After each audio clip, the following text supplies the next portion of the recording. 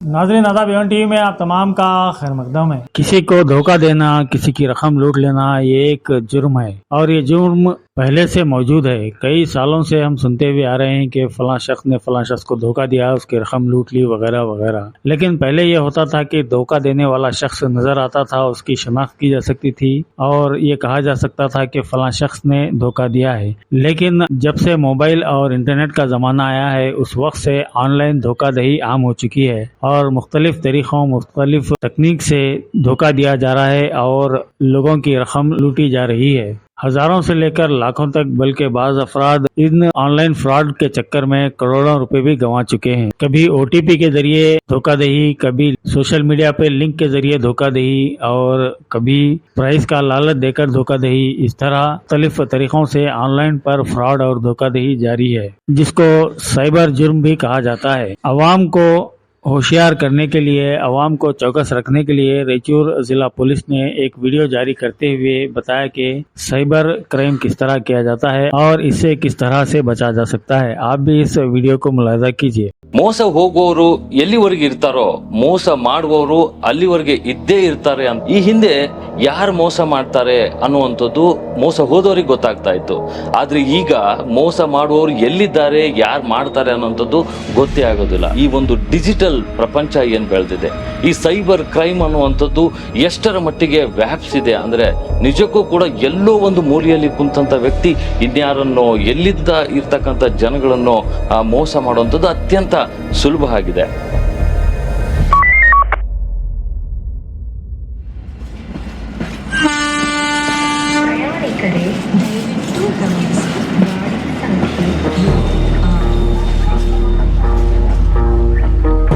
ಕಾಲ ಬದಲಾದಂತೆ ನಾಗರಿಕತೆ ಬದಲಾಗ್ತಾ ಹೋಗುತ್ತೆ.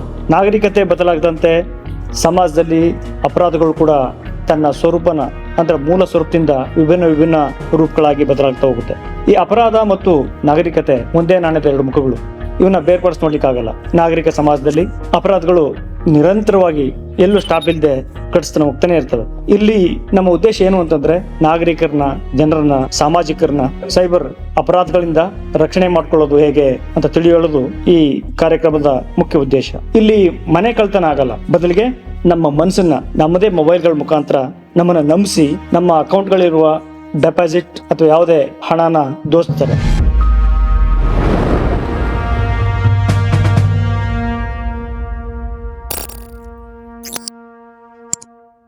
ಸೈಬರ್ ಅಪರಾಧಗಳು ದಿನೇ ದಿನೇ ಜಾಸ್ತಿ ಆಗ್ತಾ ಇದೆ. ಯಾವುದೋ ಅನ್ನೋನ್ ನಂಬರ್ ಇಂದ ನಿಮ್ಮ ಮೊಬೈಲ್ಗೆ ಲಿಂಕ್ ಬರುತ್ತೆ. ಸೊ ಆ ಲಿಂಕ್ ಒತ್ತಿದಾಗ ಬೇರೆ ಬೇರೆ ಕಡೆ ಬೇರೆ ಬೇರೆ ವೆಬ್ಸೈಟ್ಗೆ ಕರ್ಕೊಂಡು ಹೋಗುತ್ತೆ. ಅದಾದ್ಮೇಲೆ ನಿಮ್ಗೆ ಪ್ರೈಸ್ ಬಂದಿದೆ ಅಂತ ತಮ್ಮ ಪರ್ಸನಲ್ ಡೀಟೇಲ್ಸ್ ಎಲ್ಲ ತಗೊಂಡು ಆಮೇಲೆ ನಿಮ್ನ ಮೋಸ ಮಾಡಕ್ಕೆ ಅವರು ಬೇರೆ ಬೇರೆ ತರ ಪ್ರಯತ್ನ ಮಾಡ್ತಾರೆ.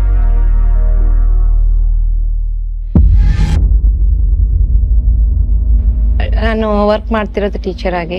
ಹೆಂಗೆ ಈ ಕ್ರೈಮ್ಗಳು ಮಾಡ್ತಾರೆ ಅಂತಂದ್ರೆ, ಒಂದು ಮೆಸೇಜ್ ಬಂತು ಟೆಲಿಗ್ರಾಮ್ ಅಲ್ಲಿ, ಫ್ರೀ ಟೈಮ್ ಜಾಬ್ ಅಂತ ಬಂತು. ಅದು ನಾನು ರಿಪ್ಲೈ ಮಾಡಿದೆ. ಡೈಲಿ ಇನ್ವೆಸ್ಟ್ಮೆಂಟ್ 10K ಇರುತ್ತೆ, ಕ್ಲಿಕ್ ಮಾಡ್ತಾ ಹೋದಂಗೆಲ್ಲ ನಿಮ್ಗೆ ರಿವಾರ್ಡ್ ಸಿಗ್ತಾ ಹೋಗುತ್ತೆ. ನೋಡಕ್ಕೆ ಏನಾಗುತ್ತೆ ಸರ್, ನೀವು ಇಷ್ಟು ಕಟ್ಟಬೇಕು ಅಂತ ಬರುತ್ತೆ, ಮತ್ತೆ ನಿಮ್ಗೆ ಅದನ್ನ ಪ್ಲೇ ಮಾಡ್ಲಿಕ್ಕೆ ಮುಂದೆ ಬಿಡ್ತೀವಿ ಅಂತ 52,000 ಬಂತು. ಅವ್ರದೆಲ್ಲ ಬ್ಯಾಂಕ್ ಡೀಟೇಲ್ಸ್ ನನಗೆ ಕಳ್ಸಿದ್ರು. ನಿಮ್ ಅಕೌಂಟ್ ಅಲ್ಲಿ ನೋಡಿದ್ರೆ 1 crore ಇದೆ, ಅಲ್ಲಿ ಕ್ರೋರ್ ಗಟ್ಲೆ ತೋರಿಸ್ಬಿಟ್ರೆ ಅವರು 20 ಲಕ್ಷ ಹೆಂಗನ ಅರೇಂಜ್ ಮಾಡಿ 10 ಲಕ್ಷ ನಾನು ಹಾಕ್ತೀನಿ. ಅಲ್ಲಿಂದ ಸ್ಟಾರ್ಟ್ ಆಯ್ತು ಸರ್ ನನ್ನ ಬ್ಯಾಡ್ ಟೈಮು, ಏನೋ ಗೊತ್ತಿಲ್ಲ. ಆ ಲೆಕ್ಕದಲ್ಲಿ ಅವರು ಫ್ರಾಡರ್ಸ್ ನನಗೆ ಅಂತಾನೆ ಬಂದಿಲ್ಲ, ಹೋಗ್ತಾನೆ ಇತ್ತು ದುಡ್ಡು. ಹಿಂಗೇನೆ 20 ಲಕ್ಷ ಕಟ್ರಿ, ನೆಕ್ಸ್ಟ್ 40 ಲಕ್ಷ ಕಟ್ರಿ. ಬಟ್ ನಾನ್ ಕಟ್ಟದ್ ನನಗೆ ಅರಿವಿಲ್ಲ. ಅಲ್ಲಿ ನಾನು ಎಡವಿದ್ದು ಜಸ್ಟ್ 20 lakhs ಅಲ್ಲ, ಕಟ್ಬಿಡೋಣ, 1 crore ಬರುತ್ತೆ. 20 ಲಕ್ಷ ನಾನು ಸಾಲ ಮಾಡಿಸ್ಕೊಂಡ್ರೆ ಯಾರ್ದವ್ರು ಕೊಟ್ಬಿಡ್ತೀನಿ. 1 ಸೆಕೆಂಡಿಗೂ ಅದು ಬರ್ಲಿಲ್ಲ ಅಂದ್ರೆ ವಾಟ್ ನೆಕ್ಸ್ಟ್ ನನ್ನ ಲೈಫ್. 30,000 ಉಳ್ಸಕ್ ಹೋಗಿ 3 ಲಕ್ಷ ಕಳ್ಕೊಂಡೆ, 3 ಲಕ್ಷ ಉಳ್ಸಕ್ ಹೋಗಿ 30 ಲಕ್ಷ ಕಳ್ಕೊಂಡೆ, 30 ಲಕ್ಷ ಉಳಿಸ್ಕೊಳಕ್ ಹೋಗಿ 3 ಕೋಟಿ ಕಳ್ಕೊಂಡೆ.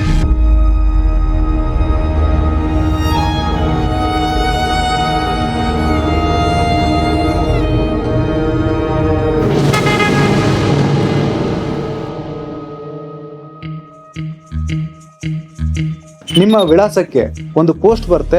ಆ ಪೋಸ್ಟ್ ಅಲ್ಲಿ ಕೆಲವೊಂದು ಗಿಫ್ಟ್ ವೋಚರ್ಗಳನ್ನ ಇಟ್ಟಿರ್ತಾರೆ. ಆ ಗಿಫ್ಟ್ ವೋಚರ್ ಅಲ್ಲಿ ನೀವು ಇಷ್ಟು ಕೋಟಿ ಹಣವನ್ನ ಅಥವಾ ಇಷ್ಟು ಲಕ್ಷವನ್ನ ನೀವು ಗೆದ್ದಿದ್ದೀರಾ ಅಂತ ಹೇಳಿ ಒಂದು ಆಮಿಷನ ತೋರಿಸ್ತಾರೆ. ಮುಂದೆ ಅದು ಲಕ್ಷ ಮತ್ತು ಕೋಟಿಗಟ್ಟಲೆ ವಂಚನೆ ಆಗುವಂತಹ ಪ್ರಕರಣಗಳು ದಾಖಲಾಗ್ತದೆ.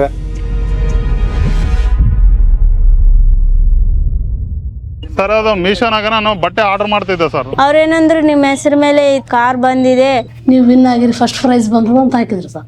ಕಾರ್ಡ್ ಕ್ರಾಶ್ ಮಾಡಿದ ಮೇಲೆ ಅವ್ರಿಗೆ ಕಾಂಟ್ಯಾಕ್ಟ್ ಮಾಡಿದ್ವಿ ಸರ್. 20,000 ಪೇ ಮಾಡಿದ್ರೆ ನಿಮ್ಗೆ ಕಾರ್ ಮನೆಗೆ ತಂದು ಕೊಡ್ತಾರ ಅಂತಂದು ಅವ್ರು ನನ್ಗೆ ಹೇಳಿದ್ರು. ಎಲ್ಲ ಅಮೌಂಟ್ ನಿಮ್ಮ ಅಕೌಂಟ್ಗೆ ಪೇ ಮಾಡ್ತೀವಿ, ನೀವು ಟ್ಯಾಕ್ಸ್ ಕಟ್ರಿ ಅಂತ. ಇಷ್ಟು ಕಟ್ಟಬೇಕು ಅಷ್ಟು ಕಟ್ಟಬೇಕಂದ್ರೆ ದಿನಾಲು ಇದು ಮಾಡ್ತಾರೆ ಸರ್. ಸರ್ ಟೋಟಲ್ ಒಂದು ಏನಿಲ್ಲ ಅಂದ್ರೆ ಒಂದು 20 ಅಕೌಂಟ್ ಇದ್ವು ಸರ್. 2 ಲಕ್ಷ, 3 ಲಕ್ಷ, ಆಮೇಲೆ 1 ಲಕ್ಷ, ಆಮೇಲೆ 4 ಲಕ್ಷ, ಆಮೇಲೆ 7 ಲಕ್ಷ. ಒಂದೊಂದು ಬ್ಯಾಂಕ್ ಸರ್. ಆಯ್ತು ಅಲ್ಲಿ ಬರ್ತದ ಕಾರ್ ಇಲ್ಲಿ ಬರ್ತದ ಅಂತ ನಮ್ಗೆ ಫೋನಲ್ಲೇ ಹೇಳ್ತಾರ. ಅದು ಇನ್ನ ಎಲ್ಲಿ ಅದ ಏನೋ 9,75,000 ಹಾಕಿದ ಮೇಲೆ ಡೌಟ್ ಬಂತು ಸರ್. ಅವಾಗ ಅವ್ರು ಕೂಡ ಜಗಳ ಮಾಡಕ್ಕಿದ್ವಿ ಸರ್, ಡೌಟ್ ಬಂತು. ಟೋಟಲ್ 67,000 ಎಷ್ಟು ಆಗಿತ್ತು. ಟೋಟಲ್ 39 lakhs rupees ಫ್ರಾಡ್ ಆಗಿತ್ತು. ಹೆಂಗಾಯ್ತು ಅಂದ್ರೆ ಇಲ್ಲ ಫಸ್ಟ್ ಸೈಬರ್ ಅವ್ರಿಗೆ ಕಂಪ್ಲೇಂಟ್ ಮಾಡು, ಇದೆಲ್ಲ ಫ್ರಾಡ್ ಅದ ಅಂತ ಹೇಳಿದ್ರು ಸರ್.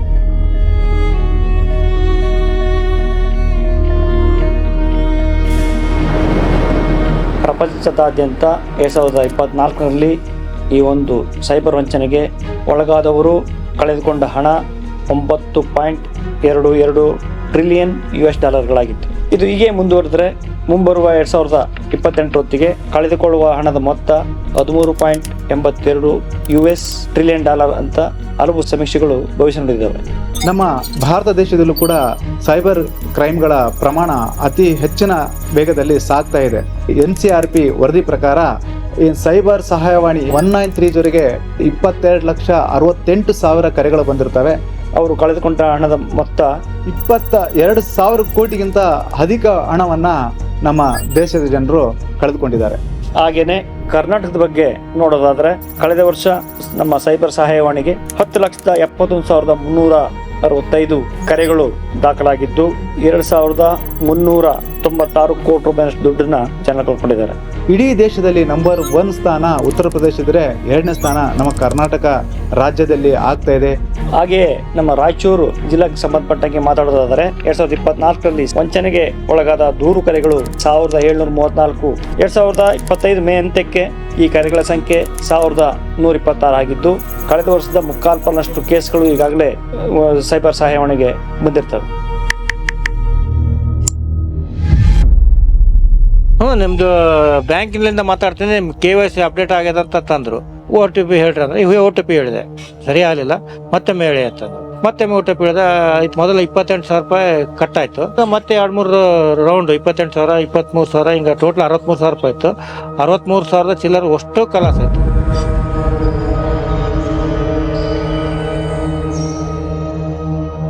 ಪೊಲೀಸ್ ಜೊತೆ ಹೇಳಕತ್ತಾರ 1 ತಾಸು ತನಕ ಟ್ರಾನ್ಸಾಕ್ಷನ್ ಆಗ್ತಲ್ಲ, ಅಲ್ಲಿವರೆಗೂ ವಾಪಸ್ ಪಡಿಬೋದಿರ್ತಂತ. 80 ಭಾಗ ತಡಿಬೋದು ಅವರು. ಅದಕ್ಕೆ ನಾವು ಗೋಲ್ಡನ್ ಅವರ್ ಅಂತ ಕರಿತೀವಿ. ವಿಕ್ಟಿಮ್ಗಳು ವಿತಿನ್ 1 ಅವರ್ ಗೋಲ್ಡನ್ ಅವರ್ ಅಲ್ಲಿ ಕಾಲ್ ಮಾಡಿ 1930 ಸೈಬರ್ ಫ್ರಾಡ್ ರಿಪೋರ್ಟ್ ಮಾಡಿದ್ರೆ ಅದರಿಂದ ನಾವು ಅಮೌಂಟ್ ನ ಫ್ರೀಸ್ ಮಾಡಿಸಿ ಟೀಮ್ಗಳಿಗೆ ರಿಫಂಡ್ ಮಾಡಿಸಬಹುದು. ಇದರಿಂದ ನಮ್ಗೆ ಸಕ್ಸಸ್ ರೇಟ್ ಜಾಸ್ತಿ ಇರುತ್ತೆ ರಿಫಂಡ್ ಮಾಡ್ಸಕ್ಕೆ ವಿತಿನ್ ಗೋಲ್ಡನ್ ಅವರ್ ಅಲ್ಲಿ ನೀವು ಕರೆ ಮಾಡಿದ್ರೆ. ಆದ್ರೆ ವಿತಿನ್ ಅವರ್ ಅಲ್ಲಿ ನೀವು ಕರೆ ಮಾಡಲಿಲ್ಲ ಅಂತಂದ್ರೆ ಫ್ರಾಡ್ಸ್ಟರ್ ಗಳು ಆ ಅಮೌಂಟ್ ನ ಮಲ್ಟಿಪಲ್ ಅಕೌಂಟ್ ಗಳಿಗೆ ಟ್ರಾನ್ಸಾಕ್ಷನ್ ಮಾಡ್ತಾರೆ. ಸೊ ಇದರಿಂದ ನಮಗೆ ಅವ್ರ ಟ್ರ್ಯಾಕ್ ಮತ್ತು ಅನಾಲಿಸಿಸ್ ಮಾಡಕ್ಕೆ ಅವರ ಬ್ಯಾಂಕ್ ಸ್ಟೇಟ್ಮೆಂಟ್ ಗಳನ್ನ ಟೈಮ್ ಕನ್ಸ್ಯೂಮಿಂಗ್ ಆಗಿಬಿಡುತ್ತೆ. ಇದರಿಂದ ನಮಗೆ ಅಮೌಂಟ್ ನ ರಿಫಂಡ್ ಮಾಡಕ್ಕೆ ಮತ್ತು ಫ್ರೀಸ್ ಮಾಡ್ಸಕ್ಕೆ ನಿಮಗೆ ರಿಫಂಡ್ ಆಗೋ ಸಕ್ಸಸ್ ರೇಟ್ ಕಡಿಮೆ ಆಗಿಬಿಡುತ್ತೆ.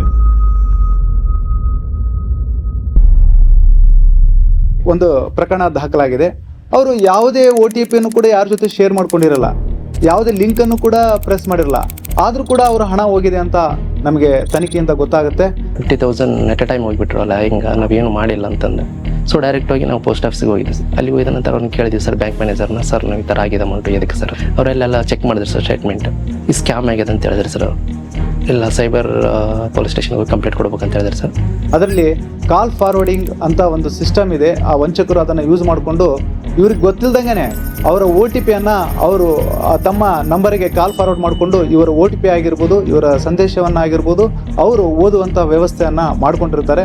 ನಮ್ಮ ನಂಬರ್ಗೆ ಕಾಲ್ ಫಾರ್ವರ್ಡ್ ಆಗಿದೆ ಅಂತ ಚೆಕ್ ಮಾಡ್ಕೋಬೇಕಾದ್ರೆ *#67# ಡಯಲ್ ಮಾಡಿದಾಗ ನಮ್ಮ ಕಾಲ್ಗಳು ಫಾರ್ವರ್ಡ್ ಆಗಿದವೋ ಅಥವಾ ನಮ್ಮ OTP ಬೇರೆಯವರಿಗೆ ಹೋಗ್ತಾ ಇದ್ದಾವೋ ಎಂಬುದನ್ನು ಚೆಕ್ ಮಾಡ್ಕೋಬೇಕು. ಅದನ್ನು ಸ್ಟಾಪ್ ಮಾಡ್ಬೇಕಂದ್ರೆ ನಾವು *002# ಡಯಲ್ ಮಾಡಿದಾಗ ನಮ್ಮ OTPಗಳು ಬೇರೆಯವ್ರಿಗೂ ಹೋಗೋದು, ನಮ್ಮ ಸಂದೇಶಗಳು ಬೇರೆಯವ್ರಿಗೂ ಹೋಗೋದನ್ನು ತಡೆಗಟ್ಟಬಹುದು. ಟ್ರೇಡಿಂಗ್ ಅಲ್ಲಿ ಇಂಟ್ರೆಸ್ಟ್ ಜಾಸ್ತಿ ಇತ್ತು. ವೈಡನ್ ಅಂತೇಳಿ USA ಬೇಸ್ಡ್ ಕಂಪ್ನಿ ಅಂತೇಳಿ ಅಪ್ರೋಚ್ ಆಗಿದ್ರು. USA ಬೇಸ್ಡ್ ಕಂಪ್ನಿ ಎಲ್ಲ ಡಾಲರ್ಸ್ ಅಲ್ಲಿ ಇನ್ವೆಸ್ಟ್ಮೆಂಟ್ ಮಾಡ್ಬೇಕಂತ $10,000 ನಾನು ಇನ್ವೆಸ್ಟ್ಮೆಂಟ್ ಮಾಡಿದೆ ಸರ್. ಅವರು ಟ್ರೇಡ್ ಮಾಡಿ ಅರೌಂಡ್ ಒಂದು 35,000 ಪ್ರಾಫಿಟ್ ಬಂತು. ನೆಕ್ಸ್ಟ್ 50,000 ಅದರ ಪ್ರಾಫಿಟ್ ತೋರಿಸಿದ್ರು. ಅರೌಂಡ್ $1 lakh $1 lakh+ ತೋರಿಸಿದಾರೆ ಸರ್. ಇಂಡಿಯನ್ ರುಪೀಸ್ ಅಲ್ಲಿ ಕ್ರೋರ್ಸ್ ಆಗುತ್ತೆ ಸರ್. ಅವ್ರೇನಂದ್ರು ಅಮೌಂಟ್ ನೀವು ವಿಡ್ರಾ ಮಾಡ್ಕೋಬಹುದು ಸರ್, ಟ್ಯಾರಿಫ್ ಅಂತ ಇರುತ್ತೆ, ಟ್ಯಾರಿಫ್ ಪೇ ಮಾಡ್ಬೇಕು, ಟ್ಯಾಕ್ಸ್ ಅಮೌಂಟ್ ಹೇಳಿ ಅದು ಟ್ಯಾರಿಫ್ ಅಂತೇಳಿ ಇದು ಮಾಡುತ್ತೆ. 45 ಮಿನಿಟ್ಸ್ ಅಲ್ಲಿ ನೀವು ರೊಕ್ಕ ಹಾಕ್ಬೇಕು. ನೀವು 45 ಮಿನಿಟ್ಸ್ ನಿಮ್ಮ ಅಮೌಂಟ್ ಹಾಕಿಲ್ಲ ಏನಾಗುತ್ತಾ ಮತ್ತೆ ಟ್ರೇಡ್ ಸ್ಟಾರ್ಟ್ ಆಗುತ್ತೆ. ನೀವು ಅಮೌಂಟ್ ತಗೋಬೇಕಂದ್ರೆ ನಿಮ್ಗೆ ಎಷ್ಟು ಬೇಕಷ್ಟು ತಗೊಳಕ್ ಬರಲ್ಲ, ಅಲ್ಲಿ ಅಮೌಂಟ್ ಎಷ್ಟು ಇರುತ್ತೆ ಅಷ್ಟು ತಗೋಬೇಕು. ನನಗೆ ಇದೇನೋ ನೆಗೆಟಿವ್ ಅನಿಸ್ತಾ ಇದೆ ಅಂತೇಳಿ ಅನ್ಸಿದ ಅದೇ ನೈಟೇ 1930 ಕಾಲ್ ಮಾಡಿ ಮಾತಾಡಿದೆ ಸರ್. ಸೊ ಅದ್ರಲ್ಲಿ ಇನ್ವೆಸ್ಟ್ಮೆಂಟ್ ಎಲ್ಲ ಸೇರಿದ್ರಾಗ ನಾನು ಈಸಿ ನಾನು 45 lakhs ವರೆಗೆ ನಂದು ಆಗಿದೆ ಸರ್.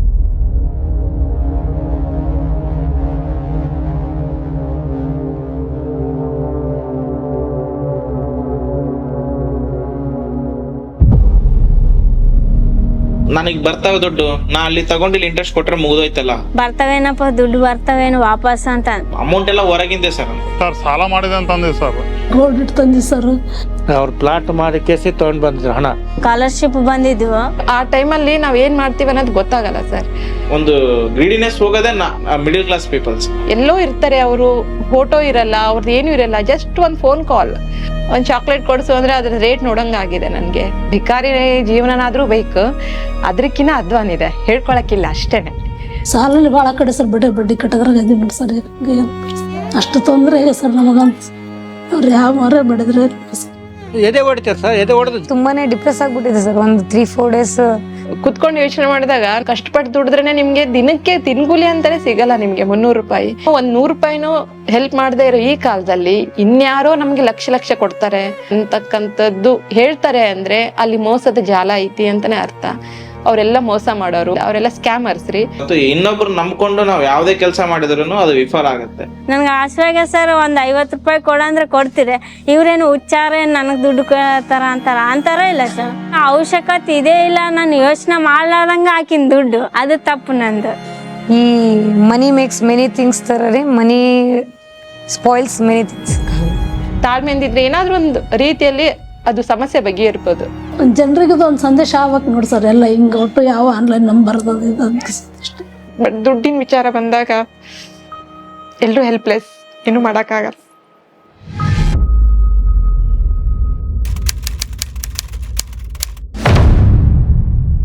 ಈ ನಿಟ್ಟಲ್ಲಿ ರಾಯಚೂರು ಪೊಲೀಸರು ಅತ್ಯಂತ ಯಶಸ್ವಿಯಾಗಿ ಹಲವಾರು ಪ್ರಕರಣ ಬೇಯಿಸಿದ್ದಾರೆ ಮತ್ತು ಹಲವಾರು ಪ್ರಕರಣಗಳಲ್ಲಿ ಡೆಪಾಸಿಟ್ ಮಾಡಿಸಿ ಸಂಬಂಧಪಟ್ಟಂತಹ ಹಣ ಕಳ್ಕೊಂಡವ್ರಿಗೆ ಹಣನ ವಾಪಸ್ ಮಾಡಲು ಕೂಡ ಯಶಸ್ವಿಯಾಗಿದ್ದಾರೆ. ಸೈಬರ್ ಪೊಲೀಸ್ ಸ್ಟೇಷನ್ಗೆ ಕಂಪ್ಲೇಂಟ್ ಕೊಡ್ಬೇಕಂತ ಹೇಳಿದ್ರೆ ಸರ್. ಇಲ್ಲಿ ಬಂದು ಸರ್ ಅವರಿಗೆ ಒಂದು ಲೆಟರ್ ಬರೆದು ಸ್ಟೇಟ್ಮೆಂಟ್ ಎಲ್ಲ ತಂದು ಕೊಟ್ಟಿವಿ ಸರ್. ಇಲ್ಲಿ ಸೈಬರ್ ಪೊಲೀಸ್ ಸ್ಟೇಷನ್ ನಮ್ಗೆ ಯೂಸ್ ಭಾಳ ಆಯ್ತು. ನಮ್ಗೆ ಕೌನ್ಸಿಲಿಂಗ್ ಮಾಡಿದ್ರು ಸರ್ ಇಲ್ಲಿ ಬಂದು. ಸೊ ಪ್ರೊಸೀಜರ್ ಎಲ್ಲ ಹೇಳ್ಕೊಟ್ರು ಸರ್ ಇವರು. ಇದು ನಿಲ್ಲಿಸ್ಬಿಟ್ರು, ಅದು ಅಕೌಂಟಿಗೆ ದುಡ್ಡು ಹೋಗ್ಲಾರ್ದಂಗ. ಕೋರ್ಟಲ್ಲಿ ಕೇಸ್ 1 ತಿಂಗಳವರೆಗೆ ಎಲ್ಲ ಇದು ಮಾಡಿ ನಮ್ಗೆ ಅಮೌಂಟ್ ರಿಟರ್ನ್ ತರಿಸಿದ್ರು. 20 days ಅವರು ಫಾಲೋ ಅಪ್ ಮಾಡಿದ್ರು ಸರ್. ಇದು FRI ಮಾಡ್ಬೇಕಂತ ಹೇಳಿದ್ರು ಸರ್. ಆದ ನಂತರ ನಮ್ಮ ಅಮೌಂಟ್ ನಮಗೆ ರೀಫಂಡ್ ಆಯ್ತು ಸರ್. ತುಂಬಾ ಹಾರ್ಡ್ ವರ್ಕ್ ಮಾಡ್ಬಿಟ್ಟು ಒಂದು 15 days 1 month ಅಲ್ಲೇನೆ ನನಗೆ 1,75,000 ತನ ರಿಕವರ್ ಮಾಡಿಕೊಟ್ರು ಸರ್. 19 lakhs ರಿಕವರಿಗೆ ಬಂತು ಸರ್. ಅದರಲ್ಲಿ 13,000 ರೂಪಾಯಿ ಬಂತಾವ, ಒಳ್ಳೆ ಇನ್ನು 50,000 ರೂಪಾಯಿ ಬರ್ಬೇಕು ಸರ್. ಸರ್ ಈಗ ಅರೌಂಡ್ 22 lakhs ವರೆಗೆ ರಿಕವರ್ ಆಗಿದೆ ಸರ್. ನಮ್ಗೆ ಯಾವ ಅಕೌಂಟ್ಲಿಂದ ಕಟ್ ಆಗಿದೆಲ್ಲ ಸರ್, ಅದು ಅಕೌಂಟ್ಗೆ ಬಂದ್ಬಿಡುತ್ತೆ ಸರ್. 50,000 ರೂಪಾಯಿ ಸರ್. ವೆಸ್ಟ್ ಬೆಂಗಾಲ್ಗೆ ಹೋಗಿದ್ದೇನೋ, ನನಗೆ ಒಂದು ರಿಕವರ್ ಮಾಡಿದ್ದೇನೆ, ಇದು ಮಾಡ್ಯಾರ 14 something ಕೋಟಿಂದ ಬಂತು. ಸ್ಟೇಷನ್ ಅಲ್ಲೇ ಹೈಯೆಸ್ಟ್ ರಿಕವರಿ ನಂದೇ ಆಗಿದೆ. ಪೊಲೀಸ್ ಸ್ಟೇಷನ್ ಸಾರ್ ಅವರೆಲ್ಲ ಹೆಲ್ಪ್ ಮಾಡಿದ್ರಲ್ಲ, ಅವರೇ ದೇರ ಅಂತ ತಿಳ್ಕೊಂಡು.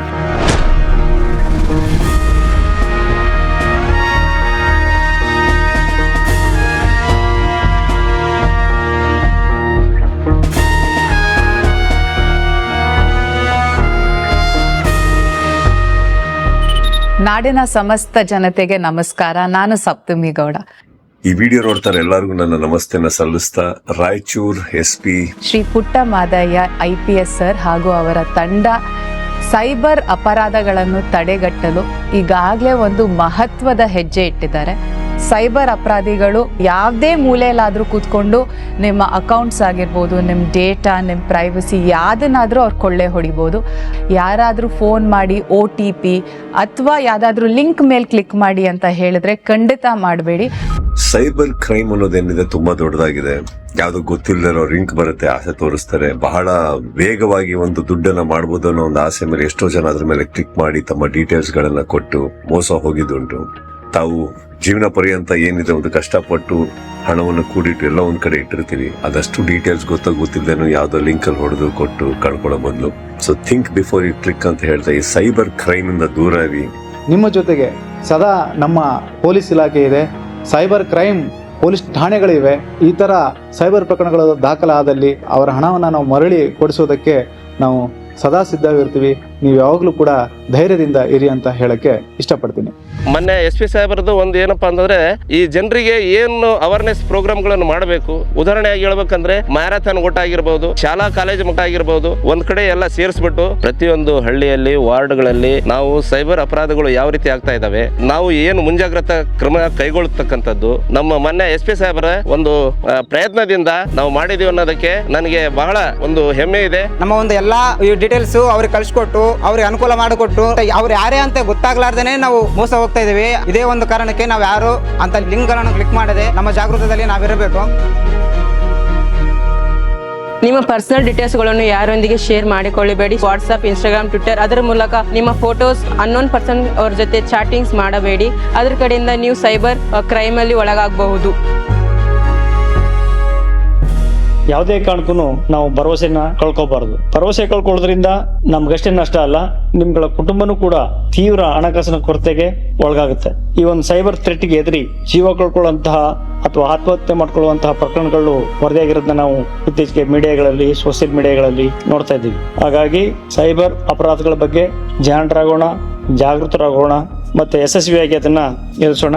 ಪೊಲೀಸ್ ಇಲಾಖೆ ಈ ವಿಚಾರದಲ್ಲಿ ಸದಾ ನಿಮ್ಮ ಜೊತೆ ಇರುತ್ತೆ. ಈ ಸಂಬಂಧ ಪೊಲೀಸರು ಮತ್ತು ಜನಸಾಮಾನ್ಯರು ಒಟ್ಟಿಗೆ ಗೂಡಿ ಈ ಒಂದು ಡಿಜಿಟಲ್ ಜಗತ್ತನ್ನ ಸುರಕ್ಷಿತಗೊಳಿಸೋಣ. ಸೈಬರ್ ವಂಚನೆಯಿಂದ ದೂರವಿರಿ. ಶ್ರಮವಿಲ್ಲದ ಈ ಮಾರ್ಗ ಯಾರಿಗೂ ಬೇಡ. Precaution is better than remedy. Think before click the link. Thank you.